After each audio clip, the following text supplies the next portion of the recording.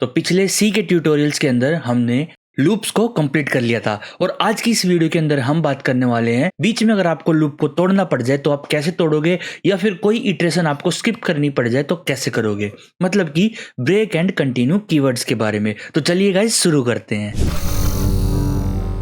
Welcome back है guys आपका एक और ब्रांड न्यू वीडियो के अंदर, और आज हम बात करने वाले हैं ब्रेक एंड कंटिन्यू कीवर्ड्स के बारे में। अब ये कब काम आते हैं, क्यों काम आते हैं, वो हम सभी डिस्कस करेंगे इस वीडियो के अंदर। तो सबसे पहले हम बनाते हैं एक नई सी की फाइल और उसका नाम हम रखेंगे यहाँ पे 10.break and continue नाम रख के .c लिख के हम एंटर कर देंगे, और यहाँ पे हम अपना बेसिक सिंटैक्स लिखेंगे जो कि हमको याद होना चाहिए, stdio.h। उसके बाद एंगल ब्रैकेट्स को बंद करेंगे, इंट और मेन फंक्शन बनाएंगे अपना, और करली ब्रैकेट्स लगा के रिटर्न स्टेटमेंट लिखेंगे 0 और सेमीकोलन लगा देंगे। तो अब हम यहाँ पे डिस्कस करेंगे ब्रेक एंड कंटिन्यू के बारे में। तो सबसे पहले देख लेते हैं कि ब्रेक है क्या और कंटिन्यू है क्या। देखो यहाँ पर ब्रेक कीवर्ड आपको दिख रहा होगा। ये जो ब्रेक है ये क्या काम करता है, तो break statement is used to exit और stop the loop irrespective of whether the condition is true or false। देखो ये ब्रेक जहां पे भी लगा हुआ ना, वो वहीं पे लूप को रोक देगा, बिल्कुल खत्म कर देगा, लूप को स्टॉप कर देगा और एग्जिट कर जाएगा, लूप से बाहर आ जाएगा प्रोग्राम। वो कंडीशन नहीं चेक करेगा कि भाई कंडीशन ट्रू है या फॉल्स है, कुछ भी कंडीशन हो, ब्रेक क्या करेगा, उसी टाइम लूप से बाहर आ जाएगा जब भी ब्रेक लगा होगा। जैसे हम स्विच केस के अंदर ब्रेक लगा देते तो जहां पे ब्रेक था वहीं से पूरा का पूरा स्विच स्टेटमेंट क्लोज हो जाता था और अब आगे का प्रोग्राम काम करता था। तो ऐसे ही ब्रेक लूप के अंदर भी काम करता है। और कंटिन्यू क्या काम करता है, कंटिन्यू क्या करता है, जब भी कंटिन्यू अगर लूप के अंदर दिखा ना कहीं पे कंटिन्यू कीवर्ड, उस इटरेशन को स्किप कर दिया जाएगा और अगली इटरेशन पे चला जाएगा। वो कैसे, अभी मैं आपको दिखाता हूँ, पूरा एग्जांपल लेके दिखाऊंगा अभी मैं आपको। तो सबसे पहले मैं आपको ना, देखो काम तो ये दोनों में सेम करेगा, वाइल में भी, डू वाइल में भी, फॉर में भी। तो मैं आपको फॉर और वाइल में दिखा देता हूँ। अभी फॉर एक लूप बनाई मैंने, उसके अंदर मैंने एक इंट i इक्वल टू 0 ले लिया और i जब तक हमारा चलेगा जब तक 10 है, ठीक है। और यहाँ पे मैं एक i++ लगा देता हूँ। ओके, तो यहाँ पे हम ब्रेक की बात करने वाले हैं, यहाँ पे हम ब्रेक की बात करने वाले BREAK। तो जब आप ब्रेक लगाते हो अपने बाइक के, तो बाइक क्या करती है, रुक जाती है ना। जो भी आप व्हीकल चला रहे हो वो रुक जाती है जब भी आप ब्रेक लगाते हो। तो ऐसे ही जब हम फोर लूप के अंदर ब्रेक लगाएंगे तो फोर लूप वहीं पे स्टॉप हो जाएगी। क्या, फोर लूप वहीं पे स्टॉप हो जाएगी। तो देखो कैसे, जैसे कि मान लो मैंने एक कंडीशन लगा दी इसके अंदर, इफ i इज इक्वल 5। भाई जब i की वैल्यू 5 हो तो ब्रेक लग जाए, क्या लग जाए, ब्रेक। तो मैंने ब्रेक स्टेटमेंट यहाँ पे लगा दी, वरना जो है प्रिंट होता रहे printf। और क्या प्रिंट होना चाहिए हमारा, printf %d करके, सॉरी परसेंटेज लिखना था, %d करके हम यहाँ पे i लिख देंगे, ठीक है। सेमीकोलन लगाएंगे और अपने प्रोग्राम को भी रन करके देखते हैं। यहाँ पर देखो प्रोग्राम रन हो रहा है और आप देखना यहाँ पे ना 0 से लेके 4 तक की गिनती प्रिंट होंगी। देखो 0 1 2 3 4 प्रिंट हुआ, और जैसे ही i की वैल्यू 5 हुई तो यहाँ पे इफ एल्स कंडीशन हमारी रन करी कि भाई अगर i की वैल्यू 5 है तो ये वाला ब्लॉक ऑफ कोड चलेगा, और ये वाला ब्लॉक ऑफ कोड चला तो यहाँ पे ब्रेक लग गया, और ब्रेक जैसे ही लगा तो पूरी की पूरी लूप बंद हो जाएगी, वहीं पर बिल्कुल स्टॉप हो जाएगी। तो देखो जैसे ही ब्रेक आया उसके आगे की लूप नहीं चली, वहीं पर बंद हो गई। और यही सिचुएशन हम क्रिएट कर सकते हैं व्हाइल लूप के अंदर भी, ठीक है। तो देखो अभी मैं एक काम करता हूँ, ये जो INT है ना अपना, इसको मैं ऊपर लिख लेता हूँ यहाँ पर। यहाँ से इस इंट को हटा देते हैं हम, इसको मैं भी कमेंट आउट कर देता हूँ यहाँ पर, इस पे सेमीकोलन लगाते हैं और यहाँ पे मैं व्हाइल लूप आपके लिए तैयार करता हूँ। देखो व्हाइल लिखेंगे हम, स्टेटमेंट आपको पता ही है कैसे लिखनी होती है, मतलब सिंटैक्स आपको पता ही है व्हाइल का क्या होता है। यहाँ पे हम कंडीशन लिख देंगे कि i जब तक छोटा है और इक्वल टू है 20 से, और उसके बाद हमारा जो कोड है वो रन होना चाहिए, ठीक है। ये तो यहाँ पे मैं कोड लिखने वाला हूँ अपना, और जो कोड है अपना वो है कि भाई प्रिंट करते रहो printf, और i की वैल्यू को प्रिंट करते रहो, ठीक है, i की वैल्यू को प्रिंट करते रहो। तो जैसे ही मैं i की वैल्यू यहाँ पे प्रिंट करना चाहूंगा, %d लिख के, और यहाँ पे मैं i लिखूंगा और यहाँ पे मैं सेमीकोलन लगा दूंगा। उसके बाद यहाँ पे मैं लिखूंगा इफ i इक्वल 10, तो मैं क्या करूंगा, ब्रेक लगा दूंगा। और आपको पता ही है व्हाइल लूप के अंदर अपडेट जो है हमें अंदर ही देनी पड़ती है, हम बाहर अपडेट नहीं कर सकते वरना इनफाइनाइट लूप बन जाएगी। तो अभी इस प्रोग्राम को रन करके देखते हैं, और ये 0 से लेके 10 तक की गिनती हमारे पास प्रिंट कर देगा। देखो 0 1 2 3 4 5 6 7 8 9 और फिर 10 इसने प्रिंट कर दिया है। आप चाहो तो इनको अलग अलग लाइन में भी करवा सकते हो, \n एस्केप सीक्वेंस का यूज करके। तो देखो अभी मैं F6 दबाता हूँ और यहाँ पे आपके पास 0 से लेके 10 तक की गिनती प्रिंट हो जाएगी। 10 के बाद क्या हुआ, ब्रेक लग गया है। देखो यहाँ पे एक चीज आपको दिख रही होगी कि हमने यहाँ पे लगाया कि i इक्वल 5, मतलब जब i की वैल्यू 5 हो तो ब्रेक लग जाएगा, और ब्रेक लगा तो हमारे पास क्या प्रिंट हुआ था, हमारे पास प्रिंट हुआ था 0 से लेके 4 तक। इसमें 4 तक प्रिंट हुआ और हमने 5 पे ब्रेक लगाया था। और इसमें हमने 10 पे ब्रेक लगाया है पर 10 तक प्रिंट हुआ है। वो कैसे? जहां पे ब्रेक लगेगा ना वहीं से लूप बंद हो जाएगी, आगे का काम नहीं होगा। तो हमने इसमें प्रिंट पहले कराया, बाद में कंडीशन चेक करी। तो जैसे ही आई की वैल्यू 10 होगी तो पहले 10 प्रिंट होगा, बाद में कंडीशन चेक होके लूप वहीं पे ब्रेक हो जाएगी, बिल्कुल ब्रेक। मतलब कि ये स्टेटमेंट भी आगे की कोई भी स्टेटमेंट काम नहीं करेगी ब्रेक के बाद वाली, ठीक है, चाहे वो कुछ भी कंडीशन हो। जहां पे ब्रेक आ गया वहीं पर लूप बंद और आगे की स्टेटमेंट्स भी वहीं पर बंद हो जाती हैं। जैसे मैंने यहाँ पे आई की वैल्यू जैसे ही 5 हुई, यहाँ पे हम बाद में प्रिंट कर रहे थे तो पहले आई की वैल्यू चेक होती थी, ठीक है, उसके बाद प्रिंट होता था। तो यहाँ पे हमने क्या किया, पहले आई की वैल्यू जैसे ही 5 हुई यहाँ पे चेक हुई और ब्रेक लग गया, प्रिंट हो ही नहीं पाया, ठीक है। तो इसलिए 0 से लेके 4 तक प्रिंट हुई थी और इसीलिए यहाँ पे 0 से लेके 10 तक प्रिंट हुई थी। तो ये तो हमारा हो गया ब्रेक का सिस्टम। जब भी हमको ब्रेक लगवाना हो, लूप बंद करवानी हो, तो हम ब्रेक कीवर्ड का यूज कर सकते हैं। अब मैं सेम टू सेम आपके लिए एक और कंडीशन लेके आया हूं यहाँ पर,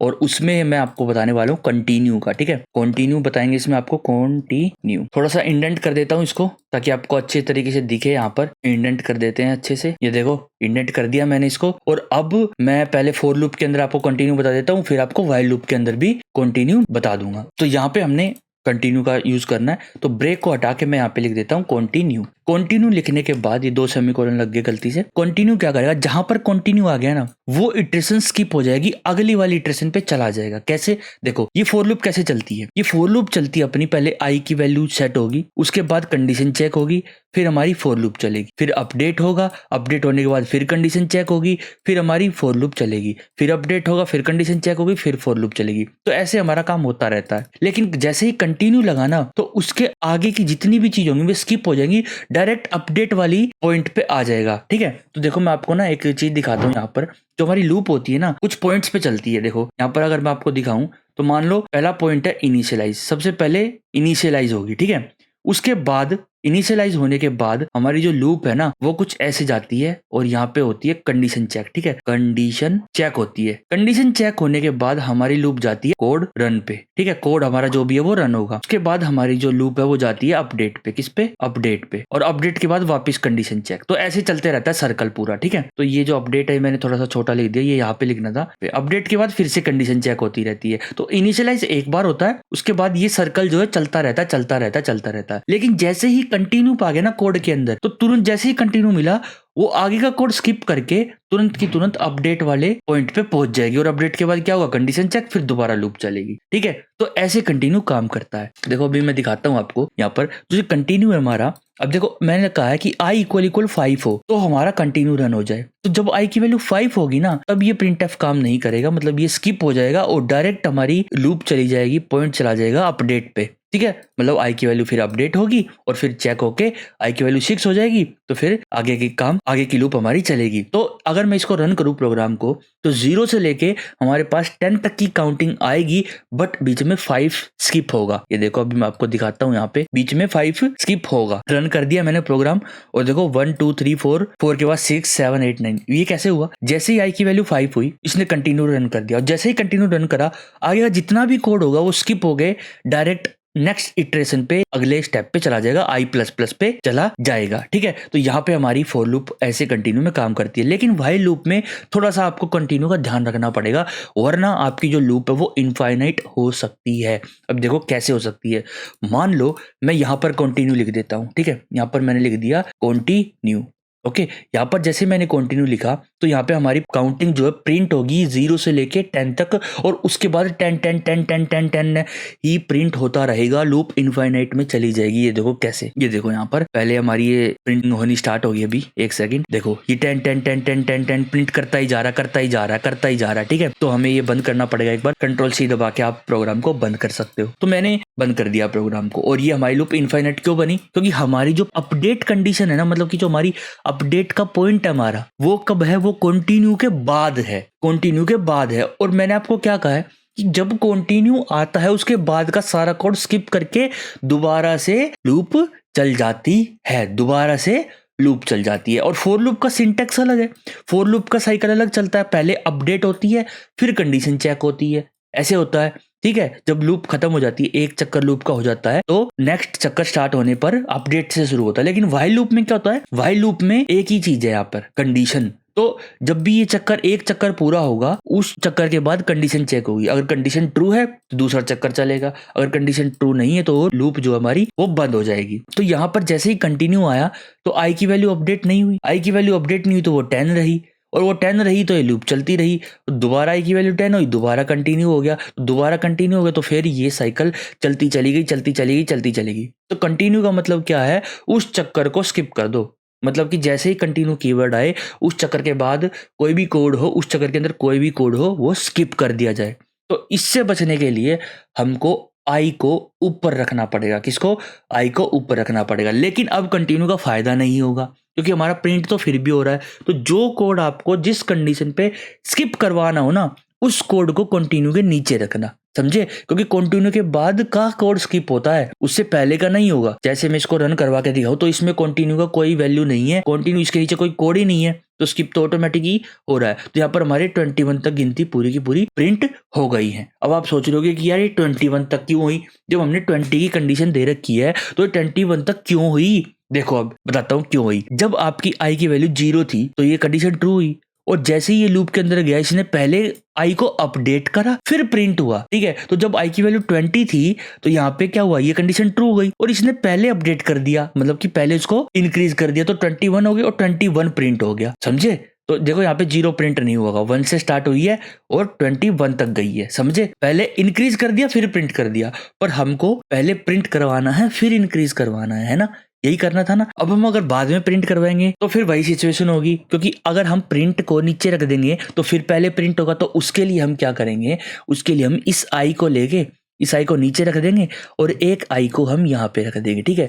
तो देखो जब आई की वैल्यू 10 होगी, जब भी इंक्रीमेंट होगा बाद में भी इंक्रीमेंट होगा। तो अब हम क्या करेंगे, इसको नीचे ले आएंगे और सेव कर देंगे यहाँ पर, और प्रोग्राम को रन करके दिखाऊंगा आपको। तुम्हारे पास क्या आंसर रहेगा, देखो 10 हमारा स्किप हो जाएगा, 0 से लेके 20 तक की गिनती आ गई है, 10 स्किप हो गया। देखो 9 के बाद सीधा 11 है। कैसे हुआ? जैसे ही आई की वैल्यू 10 हुई, हमने आई को प्लस तो कर दिया, 11 कर दिया ताकि इनफाइनाइट लूप ना हो यहाँ पर, ठीक है? फिर कंटिन्यू कर दिया, और कंटिन्यू करने के बाद ये दोनों हमारी स्टेटमेंट स्किप हो गई, डायरेक्ट कंडीशन चेक पे प्रोग्राम दोबारा पहुंच गया, ठीक है? और आई की वैल्यू तो 11 हो चुकी थी, तो अब 11 से चेक करेगा, और 11 हो गई तो ये हमारी इफ एल्स की कंडीशन हमारी नहीं चलेगी, फिर हमारे प्रिंट होगा। तो ऐसे आपका कंटिन्यू कीवर्ड काम करता है। और अगला जो टॉपिक है ना इस वीडियो का, वो है गो टू स्टेटमेंट। ये जो टॉपिक है ये मैं आपका स्किप करा रहा हूँ, क्योंकि आजकल इसको यूज करना अवॉइड कर दिया गया है, क्योंकि ये ज्यादा अच्छे तरीके से काम नहीं करता। आपके प्रोग्राम को आपको ट्रेस करने में दिक्कत होगी, और आपको अपना प्रोग्राम ही समझने में दिक्कत होने लग जाएगी। इससे अच्छा आप लूप का यूज करो, वो ज्यादा बेस्ट है, ठीक है? तो ये है आपका गो टू स्टेटमेंट का सिस्टम, मतलब कि यहाँ पर आप डायरेक्ट बिना लूप के अपने प्रोग्राम को कहीं पे भी कहीं से भी स्टार्ट कर सकते हो। तो इसका यूज हम नहीं करने वाले, पर हाँ पता होना चाहिए। तो पता होना चाहिए तो मैं आपको बता देता हूँ ये कैसे काम करता है। देखो मान लो हमारा कोई प्रोग्राम है, जैसे ये हमारा प्रोग्राम है कोई, इतना मान लो, ठीक है? तो यहाँ पर हम गो टू के लिए क्या करेंगे, यहाँ सबसे पहले ना हम यहाँ पे एक काम करते हैं, एक अपना ना वो बना लेते हैं, यहाँ पर क्या कहते हैं, एक लेबल बना लेते हैं, ठीक है? कुछ भी लिख दो आप यहाँ पे, जो आपका मन करे ना। मान लो मैं लिख देता हूँ लेबल 1 लिख देता हूँ, और मैं यहाँ पे कोलन लगा दूंगा। कोलन लगाने के बाद जितना भी कोड है सारा इस लेवल के अंदर का हो जाएगा, ठीक है? उसके बाद मैं क्या करूंगा, जब भी मेरे को लेबल 1 पे जाना है ना, तो मैं क्या करूंगा, गो टू, और यहाँ पे मैं लेबल 1 लिख दूंगा, LABLE लेबल 1, और यहाँ पे सेमीकोलन लग जाएगा। अब देखो, अब मैं अगर इस प्रोग्राम को रन करता हूँ तो बार बार ये फोर लूप चलेगी। देखो मैं रन करके दिखाऊंगा अगर आपको, तो बार बार ये फोर लूप चलेगी। और दिखाने से पहले मैं एक काम करता हूँ, यहाँ पे मैं प्रिंट एफ कर देता हूँ एक ब्लैंक लाइन को। वो मैं किस लिए कर रहा हूँ, देखो जैसे ही ये 1 से लेके 4 तक प्रिंट होगा, उसके बाद एक नई लाइन आ जाएगी, फिर 1 से लेके 4 तक प्रिंट होगा, फिर नई लाइन आ जाएगी, है ना? तो अब मैं देखो इसको रन करके दिखाता हूँ आपको एक बार। तो गाइस यहाँ पे एक प्रॉब्लम हो गई थी। देखो जैसे मैंने लेवल सेट किया, मैंने 1 हटा दिया, जो लेवल था मैंने हमारा जो सिंपल मैंने लेवल रख दिया है। आप यहाँ पे 1 2 लिख सकते हो, कोई दिक्कत की बात नहीं है। मैंने बस चेकिंग के लिए हटाया था, हमारा प्रोग्राम रन नहीं हुआ था ना, तो इसलिए ये जो इंट स्टेटमेंट थी ना हमारी, तो लेवल के अंदर हम डायरेक्ट एक इनिशियलाइजेशन कंडीशन नहीं रख सकते हैं, ठीक है? तो वहां पे हम सिंपल स्टेटमेंट रखेंगे, इनिशियलाइजेशन हम नहीं रखेंगे किसी भी गो टू स्टेटमेंट के लिए, मतलब किसी भी जंप स्टेटमेंट के लिए। अब जैसे ही फॉर लूप पूरी होगी, अगर हमने कोई कंडीशन देके गो टू लेवल कर दिया है, फिर सिंपल गो टू लेवल लिख दिया। गो टू का मतलब है इस प्रोग्राम को वापस ले जाओ लेवल 1 पे और वहीं से दोबारा स्टार्ट कर दो। वापस चले जाओ लेवल 1 पे, फिर वहीं से दोबारा स्टार्ट कर दो। अगर हम यहाँ पे कोई कंडीशन रख देंगे तो ये कंडीशन के अकॉर्डिंग यहाँ पर आपको ले जाएगा। जैसे कि अगर आपको OD1 निकालना है तो आप लूप की जगह इसको भी चलवा सकते हो, ठीक है। तो ये ज़्यादा स्टेटमेंट आजकल यूज़ नहीं होती है और यहाँ पे आपको अपने प्रोग्राम को ट्रैक करने में भी बहुत दिक्कत होती है। जैसे अब जब आप बड़े कॉम्प्लेक्स प्रोग्राम बनाओगे, प्रोजेक्ट्स बनाओगे, तो वहाँ पर आपको दिक्कत होगी। तो आजकल जो नई लैंग्वेजेस भी आ रही हैं उनमें गोटू या फिर जंप स्टेटमेंट का यूज़ करना भी बंद कर दिया है। चीज़ है आजकल यूज़ नहीं होती और मैं भी नहीं चाहता कि आप इसको यूज़ करो, बस आपको पता होना चाहिए कि ये काम कैसे करती है, ठीक है। देखो मैंने F6 दबाया भी यहाँ पर, मतलब अपने प्रोग्राम को एग्जीक्यूट किया है, तो यहाँ पर आप देख सकते हो कि देखो 0 1 2 3 4 1 2 3 4 1 2 3 4 प्रिंट होते जा रहा होते जा रहा। क्यों? जैसे ही ये पूरी होती है, मतलब कि 0 1 2 3 4 प्रिंट हुआ, प्रिंट होने के बाद डायरेक्ट एक नई लाइन प्रिंट हो जाती है और नई लाइन प्रिंट होने के बाद फिर से लेवल पे चला जाता है, क्योंकि यहाँ पे हमने जंप स्टेटमेंट लगा रखी है, मतलब गो टू स्टेटमेंट लगा रखी है जो कि लेवल पे ले जाती है, ठीक है। मैं प्रोग्राम को बंद कर देता हूँ यहाँ पे, क्योंकि जो मेरा लैपटॉप है उसका पंखा जो है तेज हो जाता है जब भी ऐसी कोई लूप चल जाती है ना इनफाइनाइट। तो गाइस आज की वीडियो में इतना ही था और मेन जो टॉपिक है ब्रेक एंड कंटिन्यू, उसकी आप प्रैक्टिस जरूर करना। और जो मैंने आपको सिखाया अगर आपको समझ नहीं आया तो आप वीडियो को दोबारा देख के प्रैक्टिस कर सकते हो, और वीडियो को 1 या 2 बार आप जब देखोगे तो जो आपका लॉजिक है वो थोड़ा और स्ट्रॉन्ग होगा और आपको अच्छे से समझ आने लगेगा, ठीक है। तो गाइस मिलते हैं फिर आपको नेक्स्ट वीडियो के अंदर। तब तक के लिए गाइस वीडियो को लाइक करो, smash that like button, and if you are new तो सब्सक्राइब आवर चैनल। मिलते हैं गाइस आपको नेक्स्ट वीडियो के अंदर, तब तक के लिए guys bye bye, see you in next video.